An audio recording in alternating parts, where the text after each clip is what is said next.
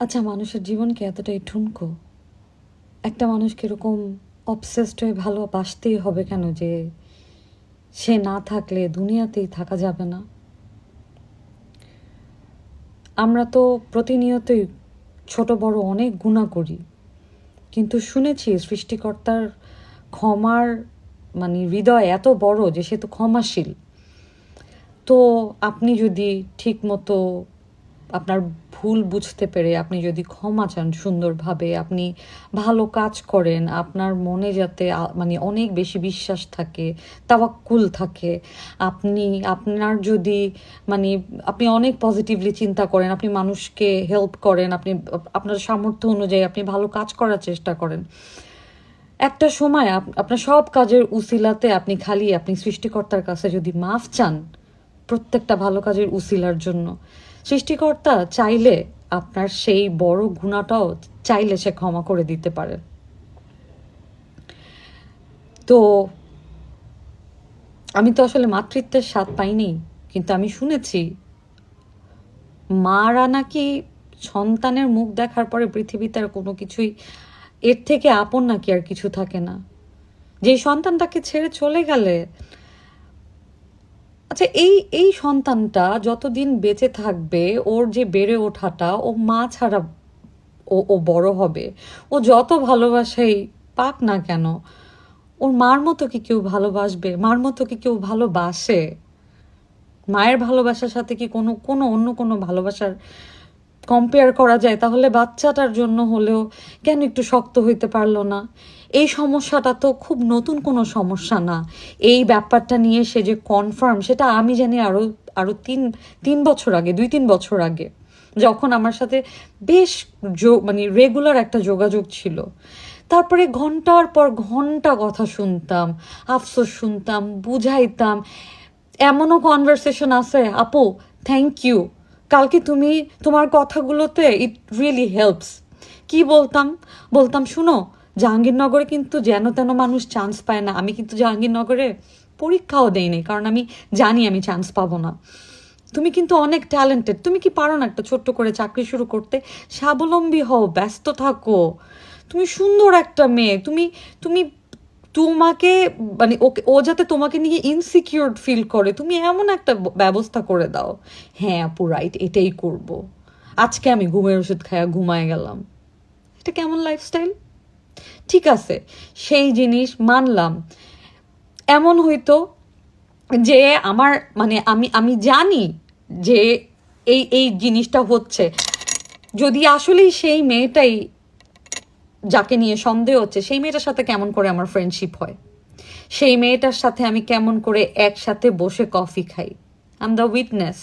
একসাথে বসে আমরা ক্যাফেতে বসে কফি খাইছি। আমাকে আমি আমি কি বলবো, তাদের ফ্যামিলি প্রোগ্রামগুলোতে যেমন অন্য কলিগদেরকে ডাকা হতো, তাকেও ডাকা হইতো, সেও আসতো। তো আমার কথা হচ্ছে, এবং তাদের ফেসবুকে তাদের কমেন্ট সেকশনে গেলে দেখতে পাবেন যে দুজনে দুজনকে খুবই পজিটিভলি দুজন দুজনকে উইশ করছে। আচ্ছা, এই যে ভালো থাকার এই নাটক বছরের পর বছর করে গেলেন, এবং এবং এটার সবচেয়ে যে কারণে একটা সময় আমি দূরত্ব বজায় রেখেছিলাম, সেটা হচ্ছে যে এই যে আমার কাছে হাহাকার দেখাচ্ছে, আবার পরক্ষণেই উই আর দ্য পাওয়ার কাপল দেখাচ্ছে, এই যে ভালো থাকার অভিনয়টা করছে, এবং তখন ভুলে যাচ্ছে যে কিছু মানুষ কিন্তু জানে যে অ্যাকচুয়ালি হোয়াটস গোয়িং অন। এইটা আমার এথিক্সের সাথে মিলতেছিল না, এবং আমি পারতেছিলাম না আর নিতে। এত সেলিব্রেট করতো হাজব্যান্ডের অ্যাচিভমেন্ট অ্যান্ড ওদের ভালোবাসা, ওরা ওদেরকে এত ভালোবাসে, ও এইটা করে সেটা করে, ভালো কথা। If it's like this, very good, but কেন কেন এই শো অফটুকু করতে হবে? কেন? এটা কিসের কম্পিটিশন ছিল?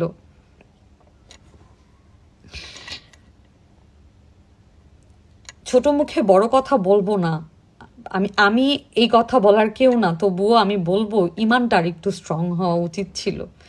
কারণ জীবন কিন্তু একবার শেষ হয়ে গেলে ওইটাই কিন্তু শেষ, এন্ড অফ হার স্টোরি। আর নাই কিন্তু কিছু। একটা সময় গিয়ে হয়তো সব ঠিক হয়ে যাবে, কিন্তু আর কিন্তু মেয়েটা থাকলো না। সুন্দর একটা মেয়ে, একটা একটা একটা এডুকেটেড একটা মেয়ে, কেন এত ইনসিকিউরিটি? কি কি কারণে ওর ওর ওর এরকম একটা সিদ্ধান্ত নিতে হলো? আমি কোনোভাবেই মানতে পারছি না, কোনোভাবেই না। শেষ একটা গেট টুগেদারে আমি শুধু, যেহেতু একটা দূরত্ব ছিল, আমি শুধু ওকে ডেকে আমি ওর জড়তাটুকু ভাঙানোর জন্য আমি ওকে একটা হাগ করছিলাম। গ্ল্যাড আমি ওই দিন ওকে হাগ করছিলাম। আমি তো স্টার বেইজের মানে ফ্যামিলি হয়ে গেছিল, তো ওনাদের একটা গেট টুগেদারে আমার সাথে ওর যখন দেখা হয়েছিল, I hugged her because it's been a long time. আমাদের আর আগের মতো কথা হয় না, বিকজ আমি চেষ্টা করছি যে আমি এটার মধ্যে আর থাকতে চাই না। বিকজ এই তুমি আমাকে বলতেছো তুমি ভালো নাই, তুমি ঘুমের ওষুধ খাচ্ছ, তুমি অনেক কিছু বলতেছো, আবার আমি তোমাকে ঘন্টার পর ঘন্টা তোমার কথা শুনতেছি, আবার আমি তোমাকে বুঝাচ্ছি যে জীবন এভাবেও চেষ্টা করো সুন্দর করার, আবার তুমি ইউ আর দ্য মানে your husband is the best, you guys are the power couple, তোমরা একদম মানে অনেক লাভি ডাভি, বাট ডিপ ডাউন মানে এটা আসলে নিজেরাও জানো যে কি হচ্ছে, হোয়াটস গোয়িং অন। এই কারণে আমি আর এর মধ্যে আসলে আমি থাকতে চাইনি। তবে একটা জিনিস আমি করেছিলাম, একটা ইনফরমেশন আমি ওকে এনে দিছিলাম। আমি আমার কোয়ার্টিস্টকে জিজ্ঞেস করছিলাম এরকম কোনো কিছু কি আপনার জীবনে আছে? তখন আমার কোয়ার্টিস্ট আমাকে বলছে, আমার বউ সারা জীবন আমার বউ, ও কোনোদিন রিপ্লেসেবল না, ওকে আমি কোনো দিন রিপ্লেস করব না, ও আমার মানে ভালো কথা বলছিল, মানে বউ মানে বউ। এই কথাটা আমি মেয়েটার কাছে, এই ইনফরমেশনটুকু আমি দুই দুই বছর আগে আমি পৌঁছায় দিতে পারছিলাম যে তুমি কিন্তু বউ, তোমাকে কিন্তু সে ছেড়ে যাবে না। এরপরে তোমার সিদ্ধান্ত, তুমি কোনটা মানবা কোনটা মানবা না। বাট আমি তোমার জায়গায় হইলে আমি আমি আমার নিজেকে এত সুন্দর করে আমি ওখান থেকে ওয়ার্কআউট করতাম, এবং আমি তারপরে আমি নিজেকে এত সুন্দর রাখতাম যে ও আমাকে দেখে আফসোস করত যে আমি কি হারাইলাম।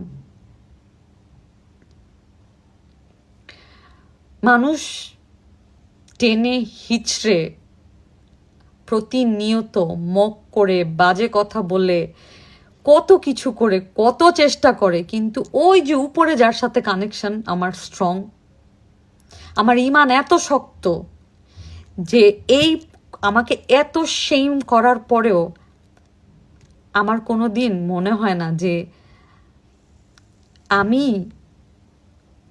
একটা দিনের জন্য হলেও ভালো কাজ করব, এবং আমি কানেক্টেড থাকবো যত খুশি যত পারি আমি, as much as I can, so that I can talk to him. যদি যদি মানে হয় না যে এরকম তো বলা আছে যে আমি ওই সময় গিয়ে আমি জিজ্ঞেস করব যে তুমি আমাকে এত ভালোবাসতা কেন, কেন আমাকে তুমি এত ভালোবাসতা? শুনেছি তুমি নাকি সবচেয়ে যাকে বেশি ভালোবাসো তাকে নাকি তুমি সবচেয়ে বেশি পরীক্ষার মধ্যে ফেলো, আমাকে একটু কম ভালোবাসতা, আমাকে একটু কম পরীক্ষা দিতা। কিন্তু সেইটা বলার জন্য তো আসলে স্বেচ্ছায় চলে যেতে হয় না, সে যেদিন নিবে সেই দিন যেতে হয়, তাহলে না তার সাথে সেই কথাগুলো বলার জায়গা থাকে। এখন তো এই কুলো গেল ওই কুলো গেল, কোথায় থাকলো কোথায়? আমি সরি, কোনোভাবেই এটা কোনো কোনো ডিসিশন হতে পারে না। দুইটা মানুষ খারাপ কথা বলবে ডিভোর্সি বলে সেই জন্য জীবন থেমে যাবে? যারা বলে তারা কি মানুষ? তারা তো সব ফ্রাস্ট্রেটেড, তারা তো সব ইনসিকিউর। যারা ভালো আছে অ্যাকচুয়ালি, যারা ব্যস্ত কর্মব্যস্ত জীবন, সুস্থ দেহ প্রশান্ত মন, কর্মব্যস্ত সুখী জীবন, ডু ইউ রিয়েলি থিঙ্ক তারা আপনাকে গিয়ে গিয়ে বাজে কমেন্টস করে? ভাই, তাদের সময়ও নাই। আপনার জন্য ক্ল্যাপ করবে আপনার কোনো অ্যাচিভমেন্টে, কিন্তু আপনাকে গিয়ে মক করবে না। কিন্তু নিজের জীবনটা নিজেকে আসলে বুঝতে হয় যে নিজের জীবনটা কত মূল্যবান। সব কিছুর ঊর্ধ্বে নিজেকে ভালোবাসতে হয়। আই এম সরি, আমি কোনোভাবেই এই সিদ্ধান্তের সাথে একমত হতে পারলাম না। ঠিক যেমন সে আগে লোক দেখানো ভালো থাকার অভিনয় করতো, ওইটাও যখন পারতাম না, এটাও পারলাম না।